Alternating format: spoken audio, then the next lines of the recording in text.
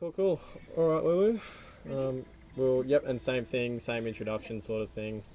Yeah, but good to run it when you're ready. Welcome to Backseat Sessions. I'm Lulu, and this is an original called I'm Waiting.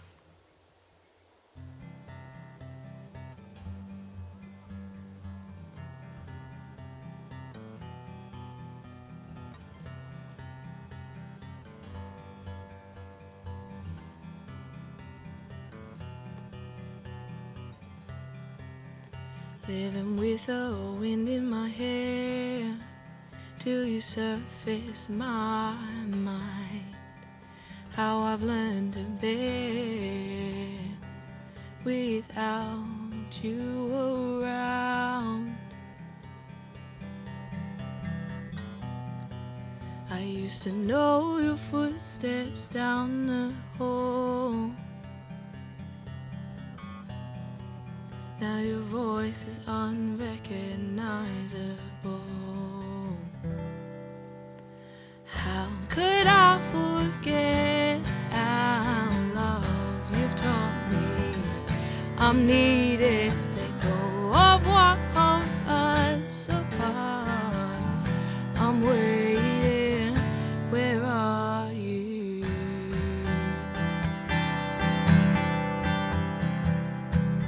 So I looked in the mirror and I asked myself, would you be proud of my younger self?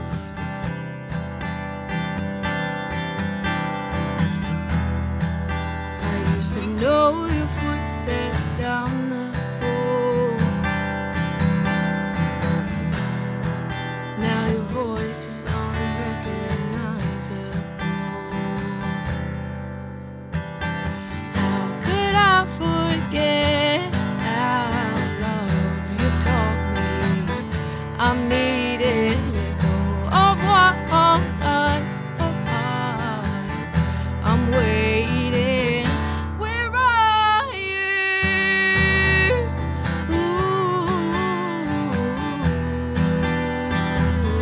Where are you? I'm waiting.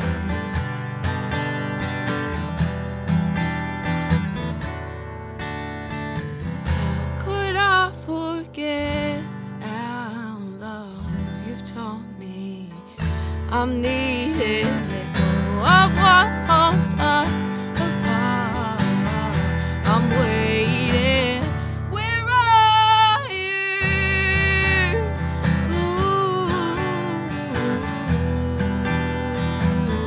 Where are you? I'm waiting, I'm waiting. Where are you?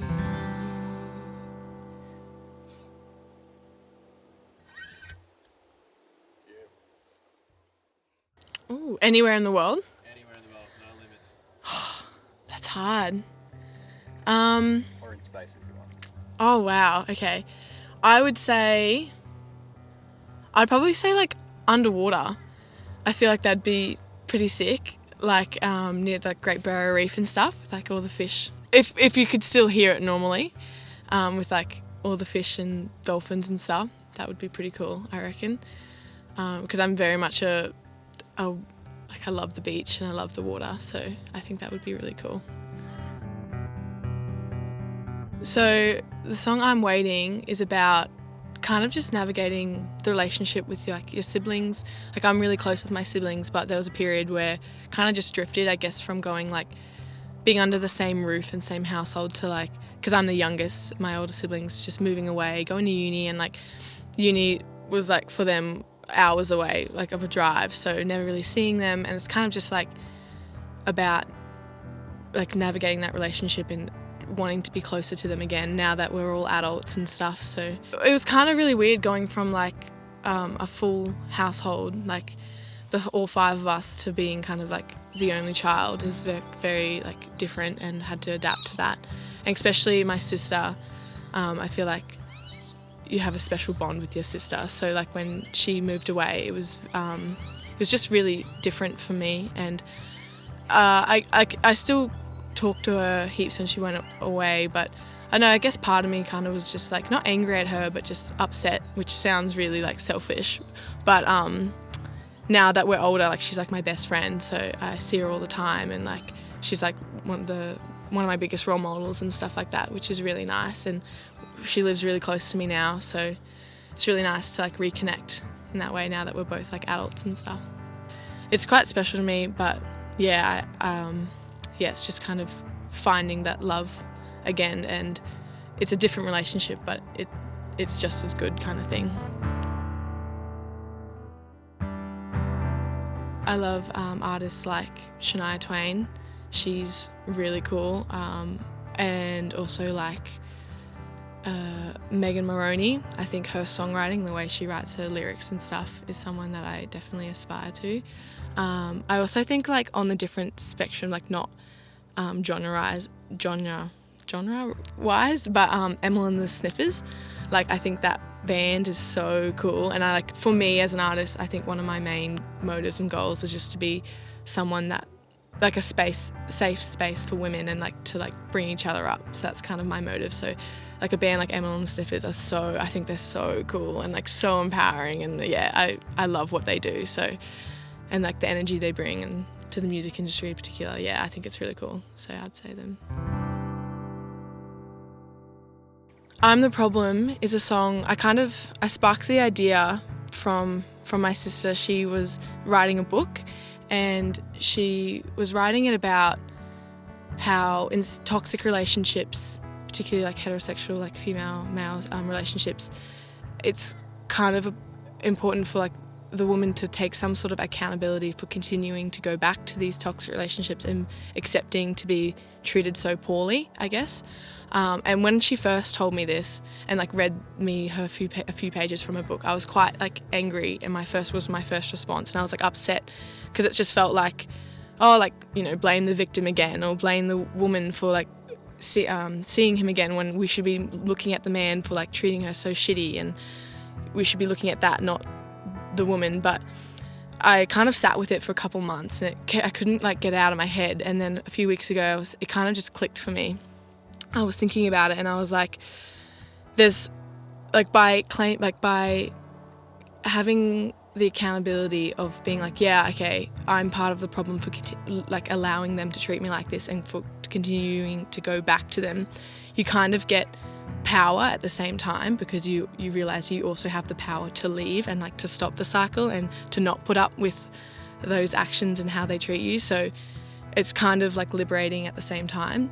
So it's an interesting one, but yeah, something made me so angry now. I can kind of see where she's coming from, and I think it's like something so powerful about that. I definitely have found myself continuing like dating and like going back to the same guy who like just does not treat me well at all, but thinking it'll change, and then it just never does, and then it just ends up me getting more hurt. But I think claiming this power and like claiming like, no, I'm not going to take that, I'm not going to go back, is really, really refreshing.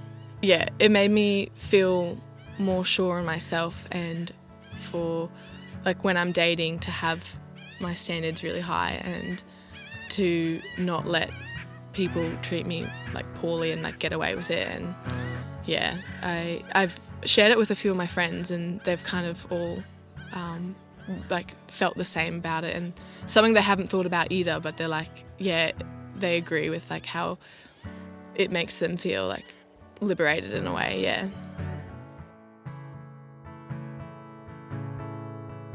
Well, I'm hoping to release I'm Waiting in the next month or two. I'm working with it with a guy from uni, Brody. He's producing it for me, which is really exciting. But in the next couple months, I've also, hopefully by the end of the year, release an EP, which I'm the Problem will be on it, so that's exciting. But yeah, I've kind of just in the last few months been really working on songwriting and stuff, so the future plans is more in the studios and more production and stuff, which is exciting. So you can find me on Instagram at lulufabish.music, and I'm not on Spotify yet, but by the end of the year I will be, which is exciting. I will be releasing an EP, and in the next month or two I'll be releasing I'm Waiting, which I played here in Backseat sessions. So yeah, that's where you can find me.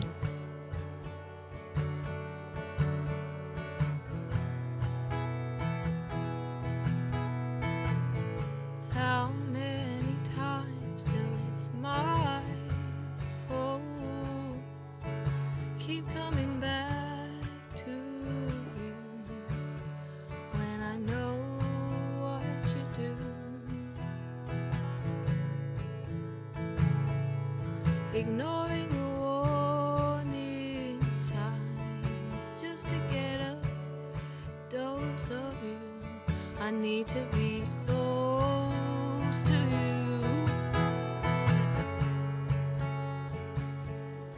But when you leave, I'm on my knees. Why? Why I'm the problem for wanting your love, but it's not love. Oh, I'm mistaken. You're not waiting for me.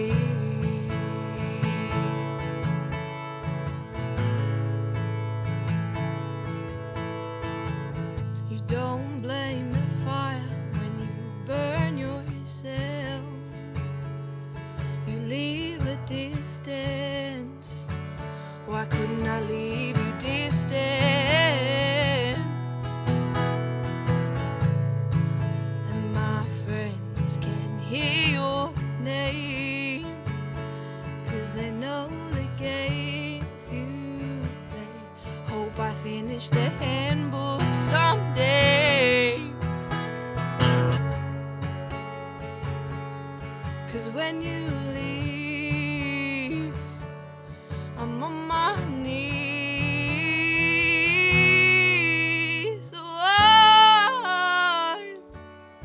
Oh, I'm the problem for wanting your love, but it's not love. Oh, I'm mistaken. You're not waiting for me.